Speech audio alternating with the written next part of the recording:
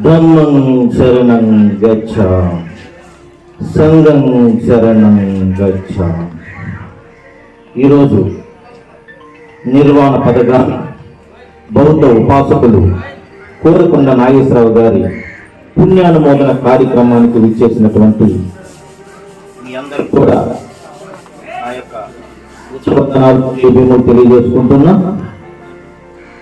నిర్వాణ పథకాన్ని నాగేశ్వరరావు గారు ఆయనకి నాకు ప్రత్యక్ష సంబంధం అనేది ఉంది. ఎందుకంటే the Buddhist society of India Andhra Pradesh ఆధ్వర్యంలో నిర్వహించేటటువంటి ప్రతి కార్యక్రమానికి కూడా ఆయన ఉద్యోగంలో ఉన్నా కానీ సెలవు పెట్టుకొని అటెండ్ అయ్యేటటువంటి పరిస్థితి. ఆ విధంగా బౌద్ధం అంటే ప్రేమించాడు. బౌద్ధం కంటే కూడా డాక్టర్ బాబాసాహెబ్ అంబేద్కర్ ప్రేమించి ఆయన ఏదైతే స్థాపించాడో బిఎస్ఐని ఇంకా ఇష్టపడినటువంటి వ్యక్తి మన కోరకొండ నాగేశ్వరరావు గారు. ఆయన విజయవాడలో మేము ఏదైతే గైలో జరుగుతున్నటువంటి 1949 యాక్ట్ వ్యతిరేకిస్తూ ధర్నా చేసినప్పుడు ఆయన అటెండ్ అవటం, సార్ ఈ ఉద్యమం పిఎస్ఐ ఆధ్వర్యంలో ఆంధ్రప్రదేశ్ లో ముందుకు పోవటం అనేది చాలా గర్వకారణంగా ఉంది సార్ అని చెప్పి ఆయన అప్పుడు సమర్థించడం, మాకు మద్దతు తెలియజేయడం అనేది జరిగింది.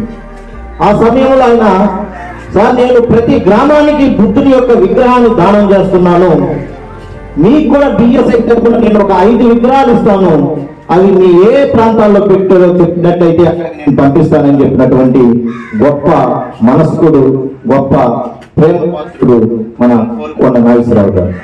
ఆయన ఈరోజు మన మధ్య లేకపోవటం అనేది చాలా బాధాకరమైన, కానీ మరణం అనేది సహజం, ఇది అందరికీ వస్తుంది, ఎవరు దీన్ని తప్పించుకోలేరన్నటువంటి పురాతన గౌతమ బుద్ధుడు వారు చెప్పినట్టు మనం యొక్క విషయాన్ని అంగీకరించాలి. మనకున్న దౌర్భాగ్యం ఏంటంటే మరణం అవతల వాళ్ళకి సంభవించినప్పుడు అది అవతల వాళ్ళకి సంబంధించిందని చూస్తాం, కానీ అది మన దగ్గరకు వస్తుంది అన్నటువంటి ఆలోచన అనేది మనకి నశిస్తాం అనేది జరుగుతుంది.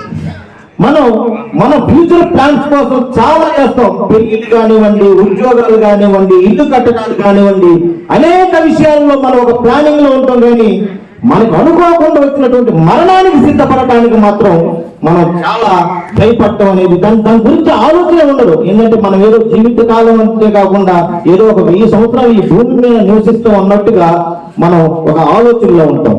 అది ఒక తప్పుడు ఆలోచన. తథాగత గౌతమ బుద్ధుడు వారు అంటారు, మనిషికి మరణం సహజం, ఆ మరణానికి వయసుతో సంబంధం లేదు, అదేవిధంగా రోగంతో సంబంధం లేదు. మరణం ఏ విధంగా సంభవించవచ్చు, ఒక యాక్సిడెంట్ ద్వారా సంబంధించవచ్చు, లేదా మనిషికి అనారోగ్యం ద్వారా రావచ్చు, లేదా వృద్ధాప్యం వల్ల రావచ్చు.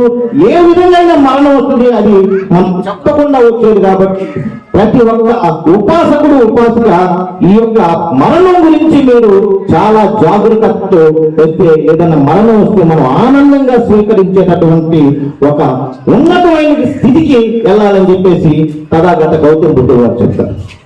ఒకరోజు ఆయన తన మహాపరినిర్వాణం జరిగే సమయంలో ఇంకా రేపటి చనిపోతారనగా ఆయన యొక్క అవయవాలన్నీ కూడా కొంచెం మందగించడం ఏం చేసి ఇవన్నీ చూసి తన ప్రియశిష్యుడైనటువంటి ఆనందుడు ఆయన ఏడుస్తుంటాడు. ఇక కొద్దిసేపట్లో భగవానుడు చనిపోతారు కదా, ఏం చేయాలి అని చెప్పి ఏడుస్తున్నప్పుడు ఇది గమనించినటువంటి గౌతమ బుద్ధుడు వారు ఆనందాన్ని పిలిచి, ఆనంద ఇట్లా అంటాడు.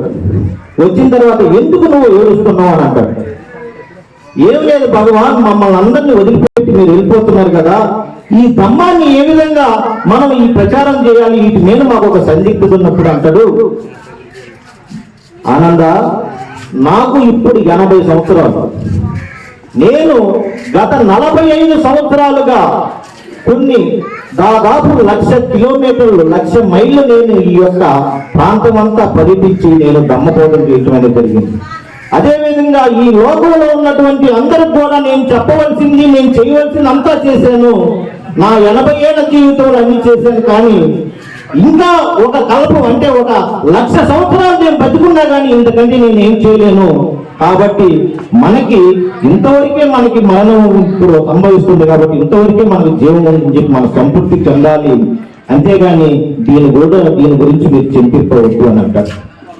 అదేవిధంగా ఆయన ఒకసారి బిక్కులతో సమావేశమైనప్పుడు కూడా ఆయన చెప్తాడు, బిక్కులను అడుగుతారు, మీరంతా మరణానికి సిద్ధంగా ఉన్నారని బిక్కులను అడిగితే, మేము రోజు మరణ స్థితిని మేము పఠిస్తా ఉన్నామండి, మేము మరణం ఎప్పుడు వచ్చినా కానీ ఎదుర్కోవడానికి మేము సంసిద్ధులమై ఉన్నామని చెప్పేసి వాళ్ళు బుద్ధుడికి చెప్పినప్పుడు ఒక శిష్యుని లేపుతారు. ఒక శిష్యుని లేపి అడుగుతారు, శిష్య నువ్వు ఎంతవరకు మరణాన్ని గురించి ఆలోచిస్తున్నావు అంటే, అయ్యా నేను ఒక రోజు అంటే 24 గంటలు బతికితే చాలని చెప్పి నేను ఆలోచిస్తున్నాను అని అంటాడు. అదేవిధంగా ఇంకో శిష్యుని పిలిచినప్పుడు ఆయన ఏమంటాడంటే, నేను ఒక పూట బతికితే చాలు అని అంటాడు. ఇంకొక ఆయన అంటాడు, నేను 11:30 ఆ ప్రాంతాన్ని భోజనం చేస్తాను, ఆ భోజనం వరకు బతికితే చాలు అని అంటాడు. ఇంకొక శిష్యుడు, నేను శ్వాస తీసుకుంటున్నాను, శ్వాస తీసుకొని వదిలేలోపు అప్పటి వరకు బతికితే చాలు అంటాడు.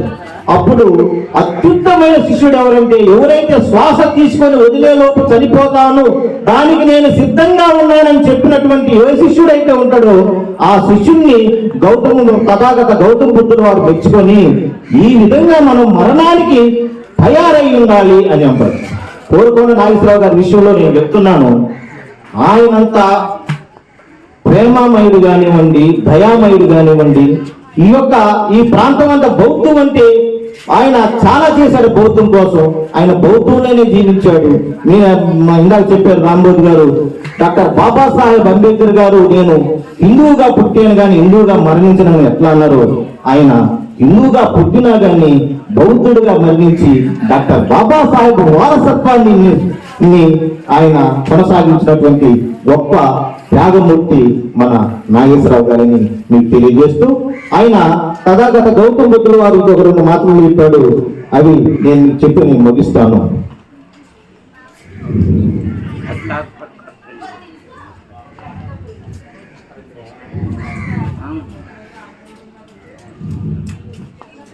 మనం ప్రతిరోజు మరణాన్ని గుర్తు చేసుకోవాలి అంటున్నారు కదా గౌతమ, ఏ విధంగా మనం మరణాన్ని ప్రతిరోజు గుర్తు చేసుకోవాలని చెప్పేసి ఆయన అడిగినప్పుడు, పుట్టిన ప్రతి జీవికి మరణం ఉంటుంది, మృత్యువు నుండి ఎవరు తప్పించుకోలేరు, అది నీకైనా నాకైనా ఎవరికైనా వస్తుంది. జీవితానికి నిర్దిష్టమైనటువంటి కాల పరిమితి అనేది ఏమీ ఉండదు. అంతేకాకుండా మరణం ఏ క్షణంలో అయినా రావచ్చు.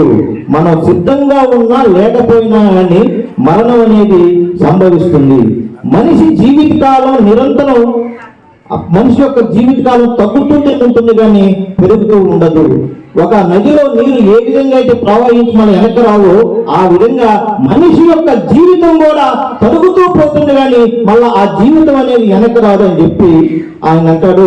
మనిషి మరణ సమయంలో కుటుంబ సభ్యులు, బంధువులు, స్నేహితులు, సంపద ఏది కూడా మనిషి యొక్క మరణాన్ని ఆపలేవని చెప్పేసి ఆయన చెప్తారు. మనం అనుకుంటాం మనకి ఎన్ని కోట్లున్నా కార్పొరేట్ హాస్పిటల్లో మనం ట్రీట్మెంట్ తీసుకున్నా కానీ ఆ మరణ సమయం వచ్చినప్పుడు ఎన్ని కోట్లు మనం దారపోసినా కానీ మన చుట్టుపక్కల మన బంధువులు కానీ కుటుంబ సభ్యులు ఎవరున్నా కానీ ఆ ప్రాణం పోయే టైం వచ్చినప్పుడు మాత్రం కంపల్సరీగా పోతుంది. దాన్ని ఎన్ని చేసినా కానీ